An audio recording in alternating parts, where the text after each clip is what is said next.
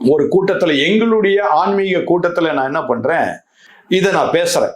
ஏகப்பட்ட போதர்கள் வந்திருக்கிறாங்க, பெரிய ஒரு கூட்டம். அந்த கூட்டத்துல மோகன் சீலாஸ் திரையுலகத்திற்காக உங்களிடத்தில் பெற்றுக்கொள்ளும் காணிக்கையை அவங்களுக்கு திரைப்படம் எடுப்பதற்காக கொடுக்கின்றார். இது நல்லதா? பணம் வர்ற வழி அப்படிங்கறத வந்து அவரு இந்த மாதிரி டொனேஷன் வாங்குற பணத்தை தான் அவர் கொடுக்குறாரு. அவர்கிட்ட அந்த மாதிரியான பணம் வசதி அப்படிங்கிறது இல்லைன்ற குற்றச்சாட்டு முன்வைக்கிறீங்க.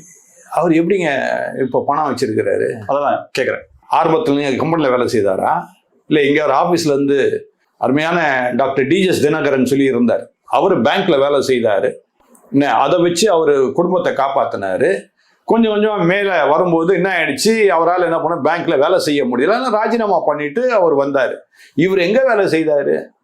இவர் ஆரம்பத்திலிருந்தே இந்த மாதிரி காணிக்கை ஆஃபரிங், இந்த காணிக்கை பணத்தை எல்லாத்தையும் கேட்டு கேட்டு வாங்குறாரு. நான் அதை கட்ட போறேன், இதை கட்ட போறேன், இதை கட்ட போறேன். பாவம் ஏழை எளிய மக்கள் கொடுக்குற காணிக்கையை தான் இவர் இந்த மாதிரி செலவு பண்றாரு. இதுல உண்மை இருக்கும் பட்சத்துல நீங்க வழக்கோ இல்ல சட்டபூர்வமான நடவடிக்கை எடுக்கலாம். எனக்கு என்னதுங்க, வந்து என் போக்குல நான் போயிட்டு இருக்கிறேன்.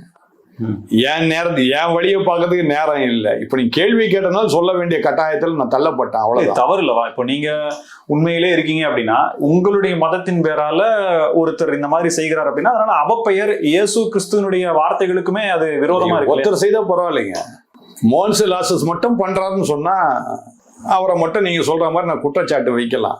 99 விழுக்காடு இப்படிதான் இருக்கிறாங்க.